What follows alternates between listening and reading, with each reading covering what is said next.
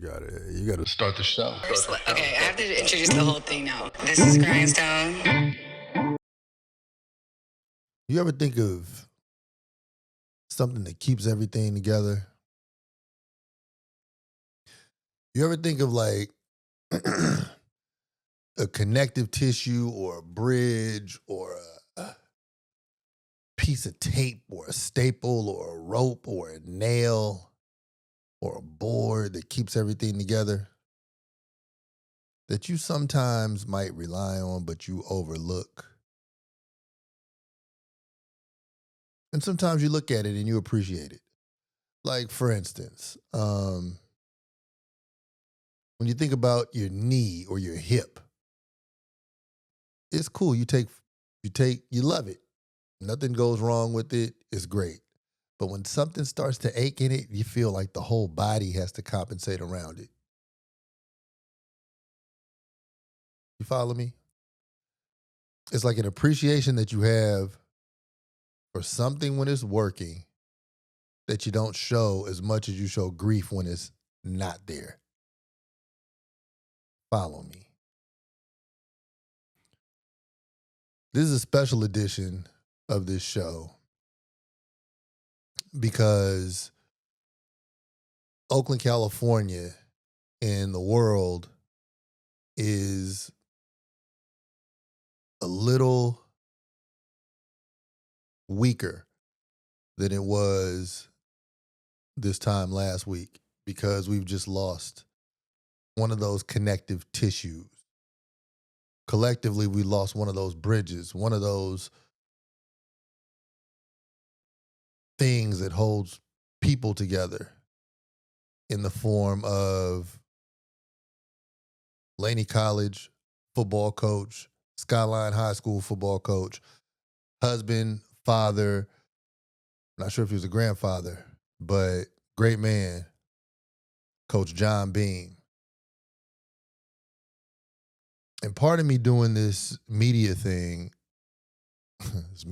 part of me doing this is so I can just express what's on my mind. And there are probably several other people in the world who feel this way, and I'm just not afraid to do it, and I enjoy doing it.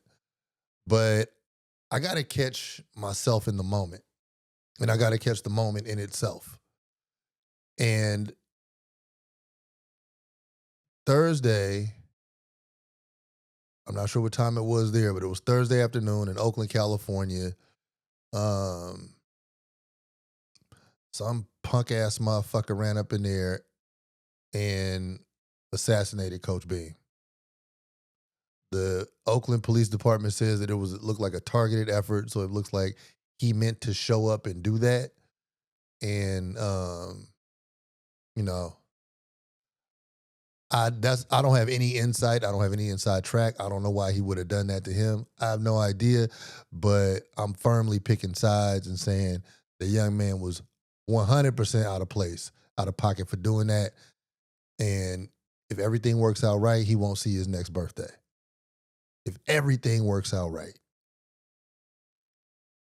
So in life, we learn that you have some things that are fair, some things that seem unfair, and life goes on. Well, not today. Not Friday. Life didn't go on for Coach John Beam. And as I'm doing this,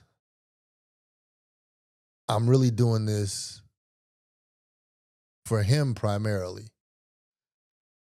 But I'm also doing it because I think several other people who were influenced by Coach, they need something to attach to. As I found myself the past few days scrolling through social media, national media, like just looking for stuff where people said something about it, about him.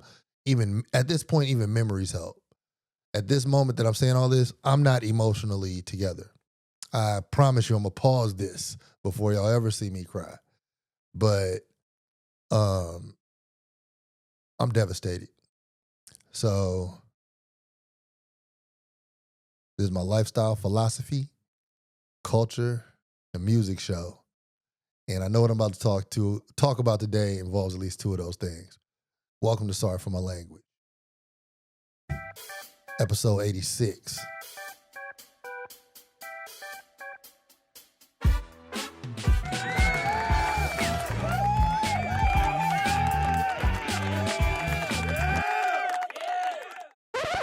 Those applause for Bean.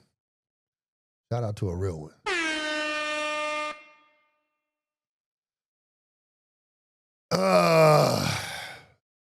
Fuck. You better come strong. You come to the town.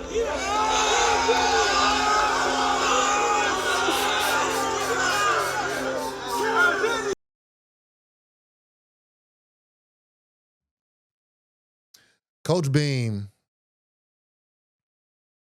I don't even know where to start. And for all of y'all who ever watch this show, you know that everything that happens on this show is off the top of my feelings, you know. So, you know, we're going to keep it there on this one too.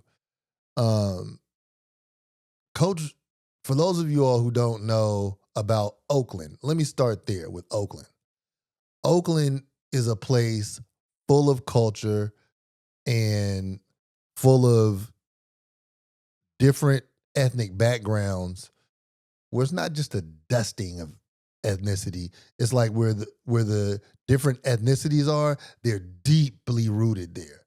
I don't know how, maybe it's because it's a coastal city near several ports. I don't know what it is. But when it comes to the Black experience in Oakland, it shows all of his faces deep in Oakland, like from the political side to the farmer side to the dope dealer pimp side to the funny side to the like whatever side of a person could exist, that Black person is in Oakland. When it comes to the Asian side, you got deep Filipino community. You got deep Chinese, Japanese. Like I just don't know how all these cultures got this deeply rooted in this one place. When it comes to the Pacific Islander community, the Tongans and the Samoans, serious families and communities in Oakland. You know, the white people in Oakland are about something.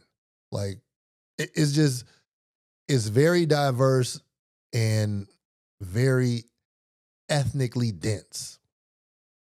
And so within this, a lot of people know who they are. You know, and then when you have all these different people knowing who they are and they show up in the same place, in the same vicinity, you learn about who a lot of other people are. So coming from Oakland, I understand a lot about a lot of other people, even the Habesha community, you know, Habesha. For some reason, I don't feel like they were as pronounced when I was an Oakland resident, but they definitely have popped out now, you know. But coming from Oakland, I feel comfortable talking to anybody of any race, ethnicity, whatever, like they're the person and not like they're the one representative for their whole race. So whatever, and this is how a lot of people from the Bay are, especially Oakland, I would say. So when you come across a Bay Area dude, his ease of communication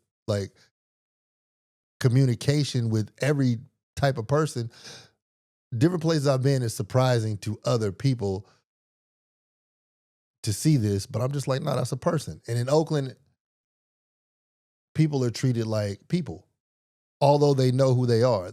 And please don't let me leave out the Mexicans. You know, I've named every other one, but man, Mexican community deep in Oakland. You know, but people are just people, even though we know who we are. You know, it's one of those, it's just one of those places. I haven't been enough places in the world to name you another place like it, but that's just one of those places. And physically, Oakland is breathtakingly beautiful. You know, you could just, for free, drive up the hill, look out, you see the Pacific Ocean, the bridges, the sunset's perfect, the trees, everything. It's a beautiful place.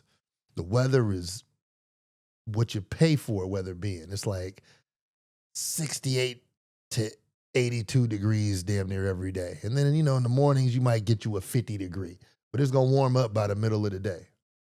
Beautiful place.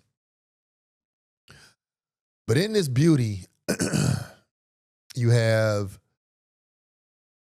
got poverty, you got conflict, you got all types of stuff that makes it a complicated beauty. And because people know who they are, you have these magnetic leaders who come out of Oakland and fight for the people because they also see the beauty of it. Coach Beam was one of those people who fought for the people in a tough city. And he was a tough ass dude in a tough city. So it's crazy because it's something about Oakland that it gave, if nothing else, it gave me like 2 or 3 solid things. One was always be able to spit your game. And I promise you, from a young, no hair under the arms, young age, when you a young boy in Oakland, you grow up knowing that you need to know how to spit game. You need to know how to talk your way into and out of situation and in and out of people's minds. Straight up. I don't know if it's still like that, but for sure, that's how it was when I was growing up. Learning how to, like, it was a skill that you would see and you would sit back and admire and you would go learn and you would talk. Communication is big. And it's noticeable now that I'm not there because I go to other places and like, and then somebody the same socioeconomic bracket, same street experience, could even been in jail, uneducated, whatever. If you put the camera on a Oakland person, when they talk, it's a colorful discussion that's going to happen. And that's just, I don't know. We know how to communicate. But we aspire to being excellent communicators in our various ways. And so knowing who you are plus being able to communicate to others, it creates character. It creates personality. It creates different types of characters. And Coach Beam in the 80s, because that's when I was there. Coach Beam at Skyline High School was like, at that time, he was this racially ambiguous shaman. Like he was, so you're going, okay. I went to Montera Junior High School, which is up in the Oakland Hills. It's like up on the hill. Skyline is the high school that's up on the hill. I didn't live on the hill, but back in the day, that was the shit to go up on the hill to go to school. Where all the pretty girls were, and apparently you were supposed to get a better education if you went there. But the way it's structured, Oakland is, the hills are just right up the hill from the shit that you go on the hill to avoid, right? So it ain't shit to go up on the hill. So when it came to Skyline, you got this diverse ass, thugged out, preppy, fly shit going on. It was like where the fly shit happened, right? And so while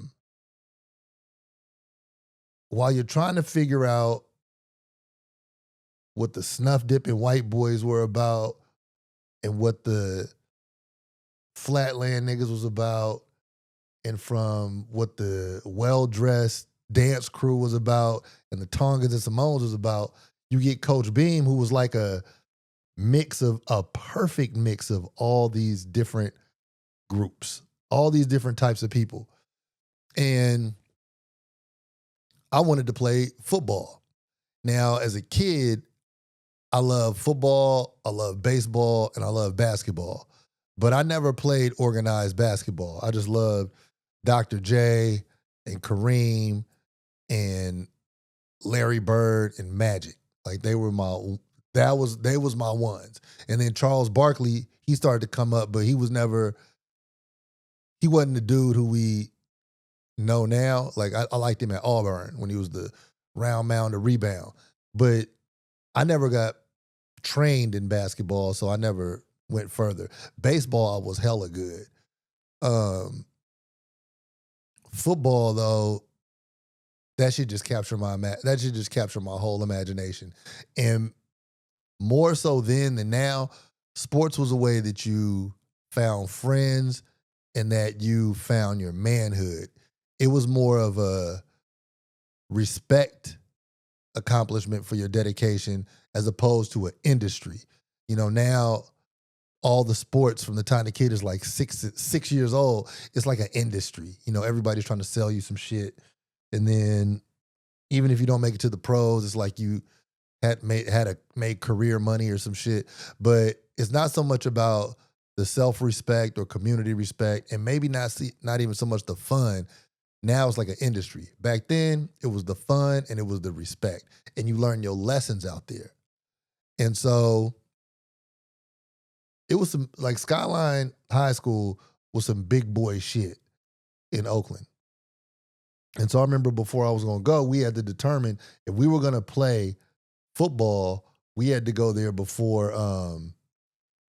we had to go in August, like before the school year started, and sign up and try out and all that shit. And so I was like on the fence. The only thing that was holding me from trying out or not, it was just my personal fear. Like my mother wasn't pushing me or holding me back or none of that shit. It was just like a personal decision. And I promise you, it was the night before, tryouts. I was watching that movie, All the Right Moves, with Tom Cruise. I think that was his first movie. And he was like doing all these drills and shit and doing hella push-ups and sit-ups. And I was like, fuck it, I'm watching TV. I'm doing all these push-ups and sit-ups. And you just saw glory in that movie from what could come out of high school sports. I was like, fuck that, I'm doing it. I'm doing it. I'm taking my show from the backyard to the high school football field. So when we first got to the football field, the first coach was Coach Fardella. And everybody from Oakland in that era knows about Coach Fardella. He was like your prototypical coach. Physically fit, not an inch of fat on him, wore them little ass shorts, had a whistle, deep ass voice, Italian dude. He was like, hey, I swear, this is Fardella. Hey, move your ass. Hurry up or else you'll be in row 8, seat 40. You want to be in the crowd or on the field, and move your ass. Like, shout out to Fardella. He was an intimidating, strong, physically fit older dude, you know? But that was his regime. He was the one. But right under him was this up-and-coming Chinese, Japanese dude with a Fu Manchu mustache who talked that shit. He looked like if you could mix a lion with the eagle and put them together and have them talk shit like a nigga, that was Coach Beam. Right, so here I am, fresh out of my living room, watching HBO, not learning about football, because we played football in the street, but that padded football with somebody blowing a whistle telling you to do shit is way different. So we go into this, and Fardella had varsity, Coach Beam had JV at the time. And so it was like Coach Beam, and then we had another coach, Coach Gatson. Right, Coach Gatson was a black dude, hella yoked, hot-headed dude with a little box cut. But so Coach Beam would come down and help Coach Gatson with us. And so you look at Coach Beam and you don't know what to get out of it, because it's like the motherfucker was hella serious looking. And then when he would start talking, that shit would send chills up your body, because wasn't none of this shit cool. Like, his profanity was on point.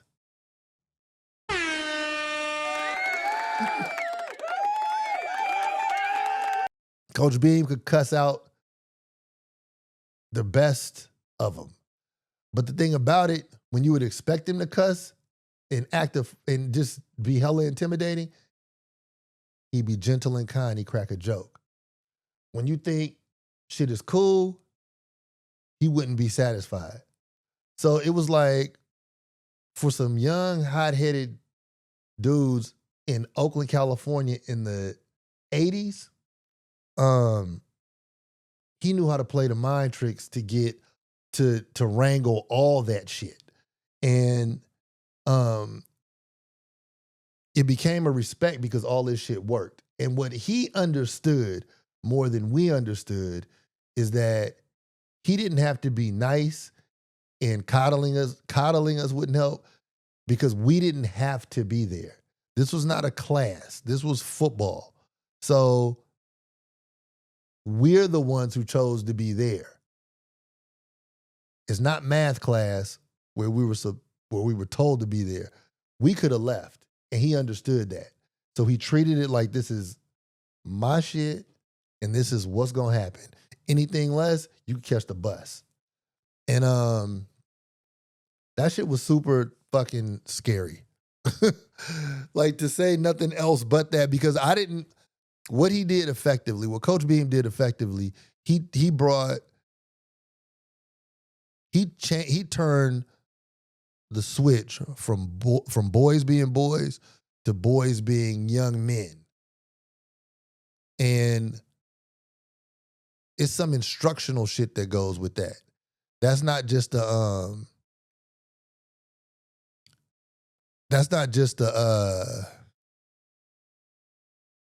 biological change.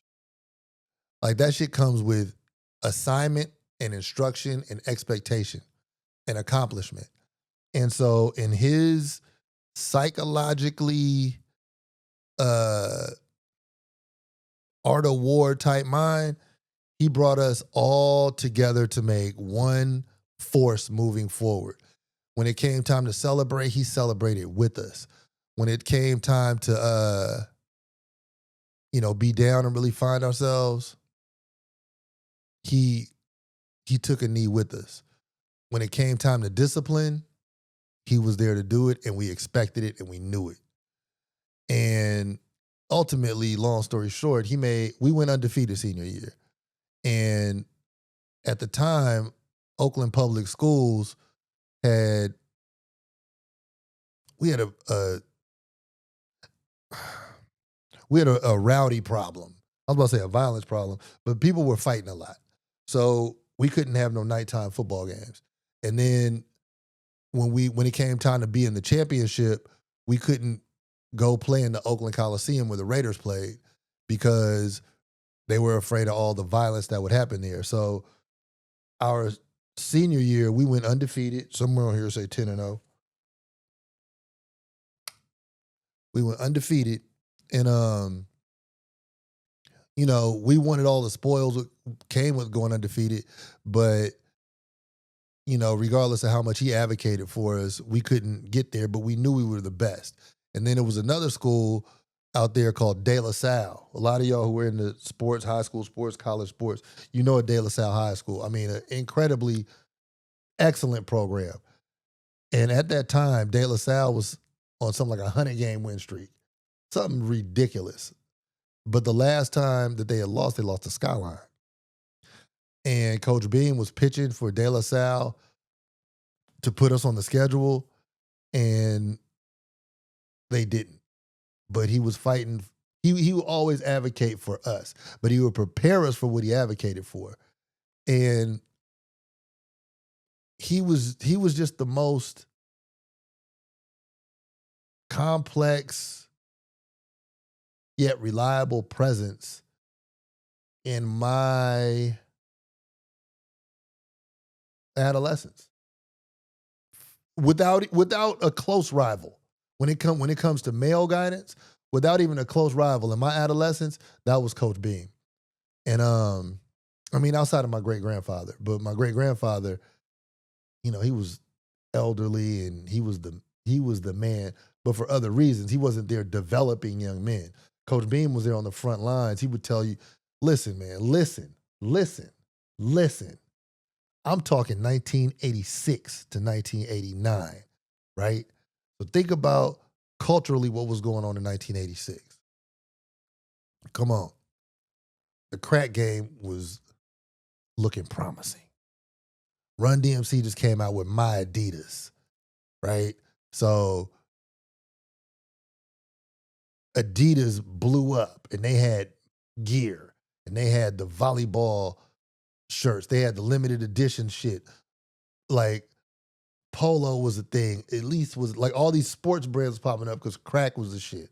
So the people selling crack in high school, they was looking like they was selling crack. You know, it was Run DMC, LL Cool J. The streets wanted to look like rappers. Rappers were kind of looking like the streets. So then you have certain high school people catching the bus to and from practice. You got certain high school people driving in cars with 100 spokes and Vogues on them with jewelry, big belt buckles, the new Patrick Ewings, like Adidas shit, Gucci shoes, right? I'm talking high school. So on the side of the field, everybody knows Skyline Field knows this. On the side of the field, it's a portable classroom. And so when he had some shit to say to us that was for show, for real, Beam would take us out to that portable. And I remember a few times, you know, we was going to have practice and he was like, we're going to go over the X's and O's or some shit. But now that I think about it, he probably just wanted to be away from the place where anybody else could hear this shit. But we would go out to the portable and in the portables, I remember one time, but this happened more than one time, but I distinctly remember one time. I remember Skyline's on a hill. He told everybody, he was like, if y'all are out there standing on them corners, remember it's the 80s, this when hustling happened on corners. Like, if y'all are out there standing on those corners, you're a dead man. And now, mind you, he's talking to like 15, 16, 17, 18-year-olds. So for me, this is the first time I heard this shit. You know, he was like, if you're standing on them corners, you're a dead man. He was like, if you and your friends are out there and you come down off the hill, down in them flatlands after school, you're a dead man. Either you're going to get shot, or your friend is going to do something and get you in trouble, or you go into jail. If you're in jail, you're a dead man. If it's violence, you're a dead man. And then he started talking to people specifically on the team who he knew was getting busy and talking about, yeah, I saw you yesterday. I saw you out there last night. I saw you. It's only a matter of time for you a dead man. And he was like, I got fabric softener on everything I'm saying when I'm talking about what was coming out of his mouth, because what he would say it in a way that would really reach your soul. And this is like not he was not talking in retrospect.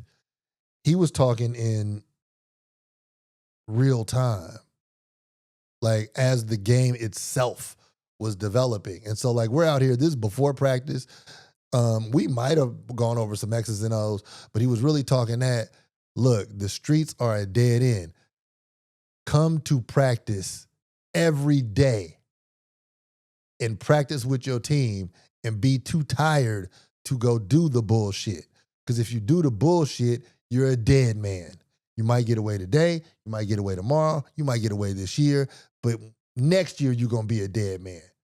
And he was saying it like flat out as it was happening. Because he was all over Oakland. And he was all over Oakland in programs helping people become men through athletics. But he would talk that shit, man. And he was always who he was.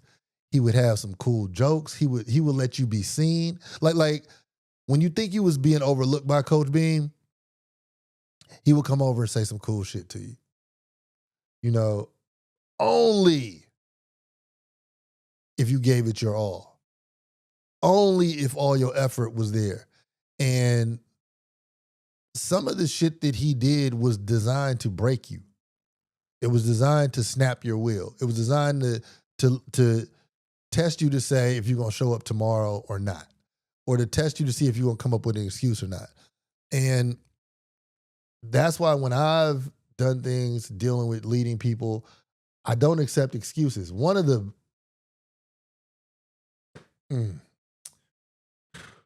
fuck. Damn it.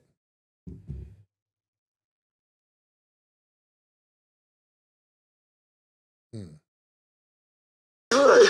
We good. We good. You understand me? It's good. All right, I love you, man. Come on, Laney. You good. Good. Come on. Come on. You good. Hey, you good. You know what I'm saying? Hey, big heart. Come on. Good. We good. We good. You understand me? It's good. All right, I love you, man. Come on, Laney. You good. Good. Come on. Come on. You good. Hey, you good. You know what I'm saying? Hey, big heart. Come on. Damn. Oh, man. See, that should just be hitting me like that, man, when I just think about it. Damn. One of the things that I brought with me from him, because people could do things a lot, right? And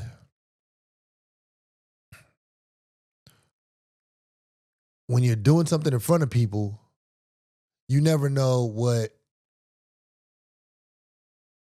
people are taking from it. So I remember one time it was raining. Our football field was natural grass. It was always fucked up. But it was raining, and we ran some play, and the receiver beat the corner on the play, right? So then in the corner, I can't remember who it was, but even though I could, I wouldn't say his name. But he was like, so then Beam went over to the corner and he was like, "What happened?"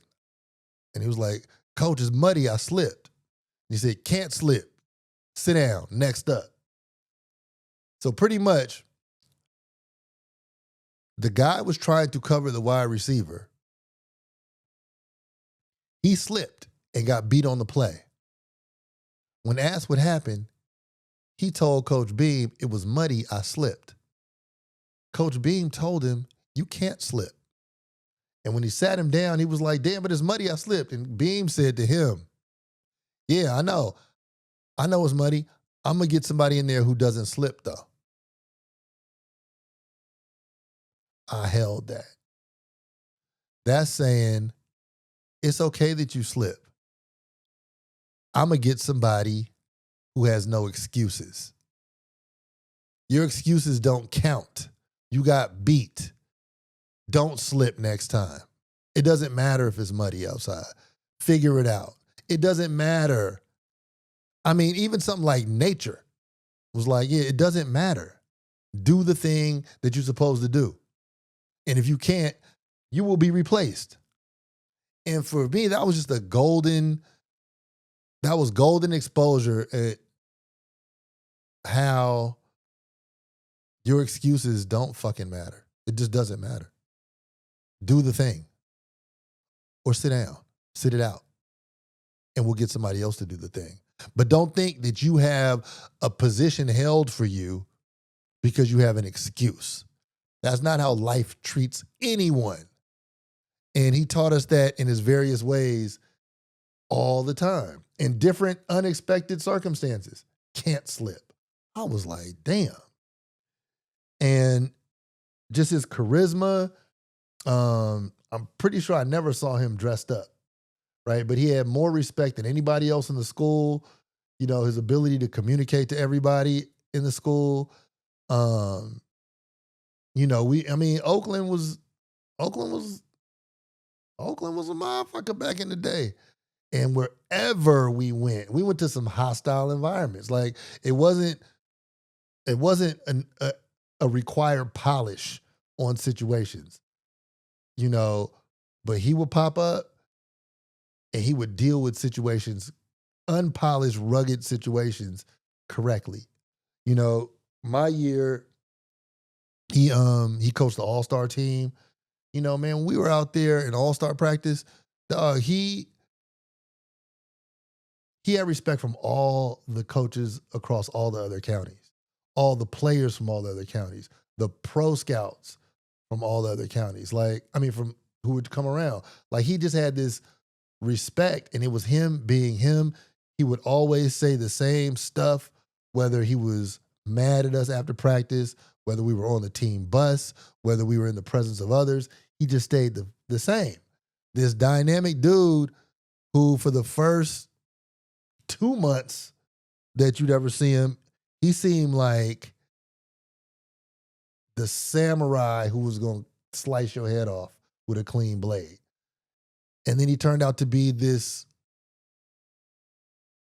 warm, receptive ruler for the people. He was a mental bruiser at the right time, but then he was a mental safe place at the right time. Another valuable lesson he taught me, Coach Beam did. This is like early. This is in the first 2 months of being on the team. I remember we had this drill. God dang.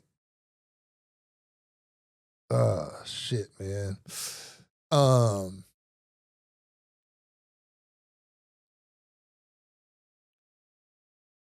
Let me tell you why I do these pauses. Because I don't know how I feel right now. I'm fucked up. I'm fucked up by this whole thing. So I gotta get it out. Like I'm crushed. We had this drill where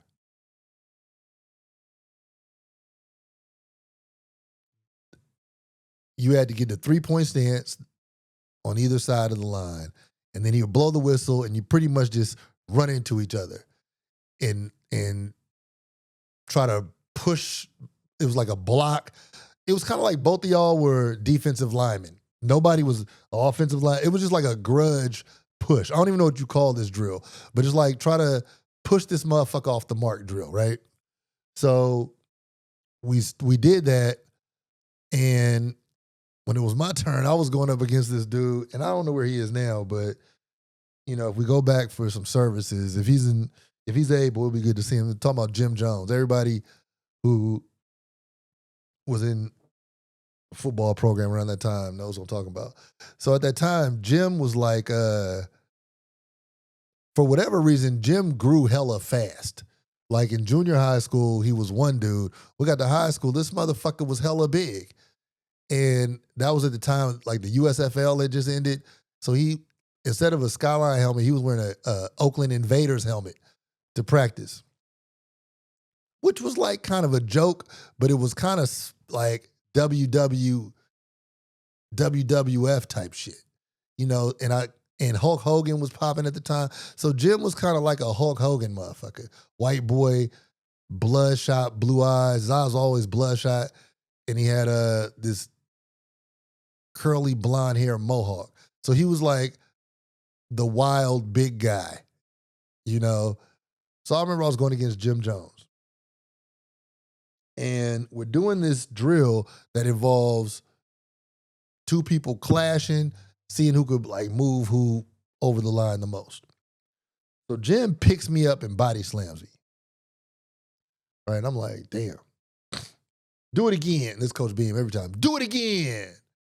Do it again. Like he just had a couple things that he would say, but that was one of them, right? So we do it again. Bow. Jim blows a whistle. He picks me up and body slams me again. So if you're not following, You're not supposed to be grabbing somebody. It's not wrestling. It's not grab somebody and pick them up drill. Right? He's doing the shit wrong.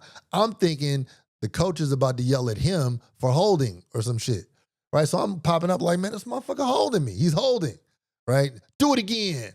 So after about probably the third or fourth time, this motherfucker picks me up in the air and suplexes me. It was a fucking suplex. Right? Let's call it what it was. I'm like, he's holding me. Why don't you call holding? And then Beam said to me, he looked at me, he was like, this isn't a game. He's body slamming you. I'm just trying to see how long you gonna let somebody body slam you till you fight him. And I was like, damn. I needed that. So in a world, and this is stepping outside of the past, but in a world where you're being taught to go by the rules, even if you're getting kicked in the ass, Beam was one of those dudes who taught you how not to get kicked in the ass. Don't allow that shit, right? I don't care if it's a penalty. Don't let nobody kick your ass, right? So I swear, I got picked up, suplexed about 4 times. He was like, I just wanted to see how long it was going to be till you decide to fight. Like, what brings that out of you? And so, next time I didn't fight him, but we had a solid scuffle, and I knew that my coach had my back if I wanted to dig into my bag and be who I knew who I was from South 21st Street in Richmond. Like, if I wanted to know who I was coming off the pavement, I could bring it to this gridiron. And then that changed my whole shit. From that point, I was wild as fuck. I was whipping major ass from that point on, knowing that my coach had my back.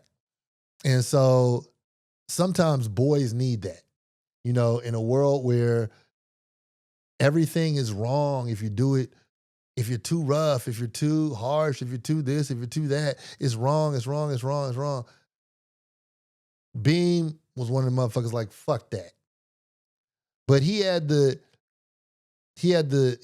joystick on the when you could say fuck that and when it was like, be cool. Because he wasn't about being no monster. Like, all this shit, the way he handled his wife, the way he handled his daughters, like, it was all totally respectful. He taught us even how to deal with some of our girlfriends, when it came to interacting. Because that was that fly era. We're a winning ass team. We're a big fucking deal. We're the shit, right? And being the shit in high school is the highest of fucking horses. We're the shit. And so, sometimes the girls would be in the bleachers at practice or after school or after the game or some shit like that. And I don't know if it's like that no more, but in the 80s, being hot in football, you was hot, and so, and it was that dope dealer era. So the high school girl herself was like a grown issue. You know what I'm saying? It was just, I feel like high schoolers were grown-ups. We at least had the minds of grown-ups. And so he was really giving us game on how to treat women like women, how to ignore girls when they was acting a motherfucking fool, who was trouble, who wasn't. And so, we received all that. And, man, I got endless memories of Coach Beam and just certain situations where he was really able to put his arms around people who were going through shit, how he was able to discipline us, how he was able to motivate us. And, man, shout out to Marshawn Lynch. I was in high school before him, but his alma mater was Tech, Oakland Tech. And at the time, Oakland Tech was trash. Shit, everybody was trash compared to Skyline at that time. But I remember we played Tech, and at halftime, that's when you make adjustments to whatever you're doing, We was whipping their ass so bad I can't remember what the score was, but we was just dirting them. And he didn't even give us a speech. He went to the motherfucking chalkboard and he wrote 100. I think he might have just wrote 100. But I kind of think he wrote 100-0 and walked the fuck out. He greenlit us to score 100 points. We worked too hard for all this damn sportsmanship. Like straight up. We worked too hard for, and I don't want to put the stretch on it and say it was homecoming, but I lightweight feel like it was our homecoming. But he was just like, roll them up. Do them. And because we were so good compared to them, they just put on a running clock. Like if you run out of bounds, change of possession, you can't stop the clock at this point. So we ended up winning that game. I think it was 55-0. But you need somebody who's gonna fuel that. That's what boys need. They need to let them out and let them see who they are, and then you need the one who's gonna yoke them up and tell them, I love you, but I can't support you if you do this. And the one who's gonna tell you, I love you, and it's beautiful that you're doing this, and I'm here to support you. And he just happened to be all those things while just being himself, a total man of the community.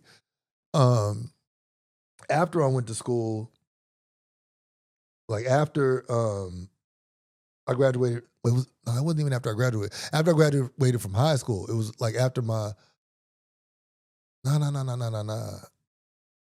I can't remember, but after I left Skyline, when I was at home in Oakland, I would come back and see him every now and then. Like I would come back, go up to the school and shit. I would go check him. And it was all love and legacy and hella cool. And he just was the type of dude to make you feel like a best friend. Like when you're no longer on the team, it was just big smiles, hella welcome, just hella cool. Like he was hella cool. I helped with the football team every now and then, but it was only briefly because like I would just be swooping in town every now and then. But just what a man. He built us from the clay that we showed up as. And I know we just showed up as like a ragtag group of individuals, but he turned us into winners, into self-respected stand-up people. And he endured a lot of trauma through coaching so many people in Oakland. Like he dealt with a lot of his players dying, a lot of his players having just tragedy, but he was still in there willing to help. And Beam was a dude, he was such an elite coach and he never drew attention to himself, which is kind of why he didn't even allow us to draw attention to ourselves. I remember when football players first started wearing leggings under the uniform, he wouldn't let nobody on the team wear nothing that would stand out from the rest of the team. So you couldn't wear leggings, you couldn't wear nothing around your head, you couldn't do no different looking shit because we was all like one team. And he never drew attention to himself. It was always the work and it was always the win. So it wasn't about no individualism. And we were undefeated. We was the baddest show in town. And nothing about that was easy. Nothing about the entire thing was easy. And he did it year after year after year after year. And he grew men who grew up loving themselves. And he grew men who grew up being productive amongst the people around them. And just what I've realized is that a lot of boys don't grow up with that. Like, he was different than a dad would be because at the moment that you didn't feel like fucking with it, you could leave. And that's not how dad is, because that's actually irresponsible of dad to do some shit like that. That's when you go into deadbeat dad territory. But you showed up to him because you wanted to be down with the program.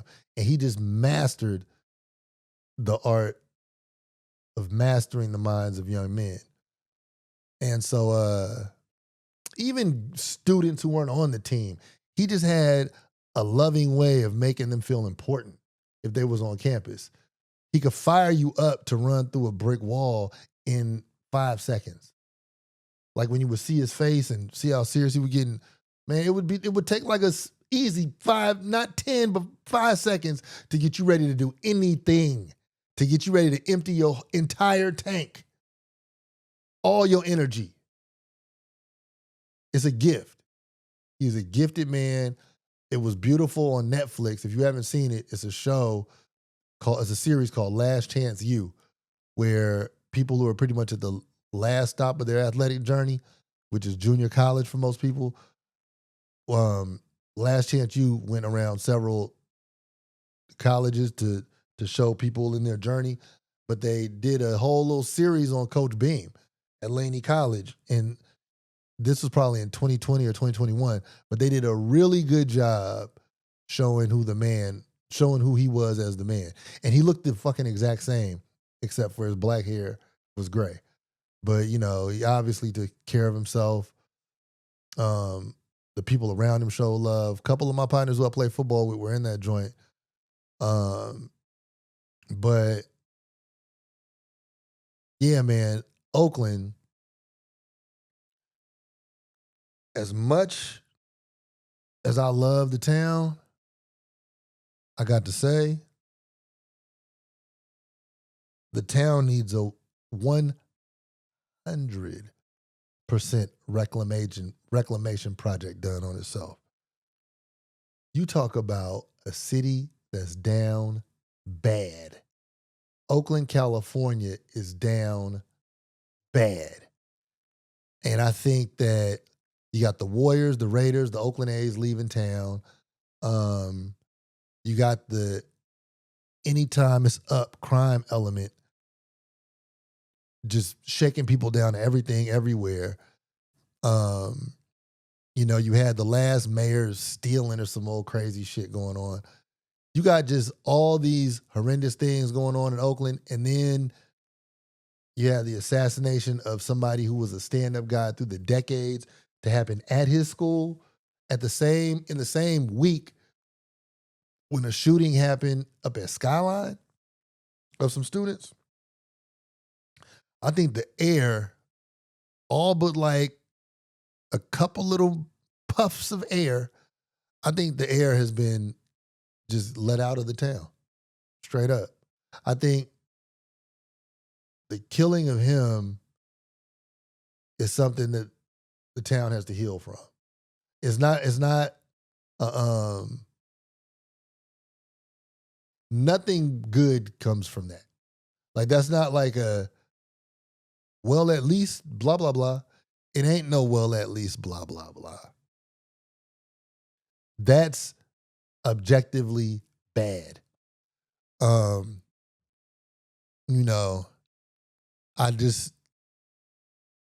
don't know what an Oaklander is going to do at this point. I don't know how you go forward thinking that the community that you live in is going to be able to support itself. So Barbara Lee, as mayor of Oakland, California, I like you, but you got to know it's on now. You got to know it's your turn to use all of your experience to do all of the things, because Oakland has a virus. And that virus is going to continue to eat away at the body of the town if something is not done immediately. Like, the whole city needs to be triaged for real. Come on. You see it. You see it. So, with all that being said, and without me being political about it, man, just as a human, I'm devastated. And I'm one of many. But part of it is, man, he kept it so real with his wife and his family. I feel for them. He was he was the prototypical patriarch. You know, he was the guy who you want to be able to lean on in a family tree. And then they don't have that no more. And then it had to be like this at his place of work. So he wasn't even doing anything. You can't even put no cut on it and think about, well, he shouldn't have been out there doing that. Nah, he was where he should have been. He was an athletic director. He had sent dudes to the pros. He had sent dudes to professional careers doing other things. Like, he was in the right place doing the right thing. He was a servant of men. And like this, you're just left without answers, you know? And not like even the right answer would help, but it's just a void. So,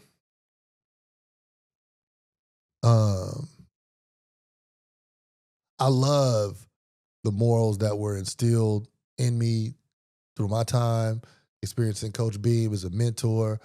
I got so many stories that I can't even, it is, you know, I'll talk about those stories with my homies and stuff, but, you know, throughout those hot summers, catching the bus to the joint, you know, I mean, catching the, you know, running Redwood Trail, doing the running in small groups. You know, he wasn't no big group, big attention dude. Like, he was like, get better, do the things to get better now. Like, doing all the shit, and he would be there. He was there. He wasn't sending somebody else to be there and stand in. He was there in them dog days of summer. He was fucking there. He was lifting weights with us. Like, you know, we had all the testosterone, adrenaline world. We be wrestling, trying to make people tap out. He be wrestling with us. You know, like, all right, who's up next type shit. You know, man, he did a fine job. He did a fine job in his assignment. Man, my life is different now. I have a different perspective on how quickly your number gets called, how unexpectedly your number gets called, and how important it is to build a life that outlasts your lifespan.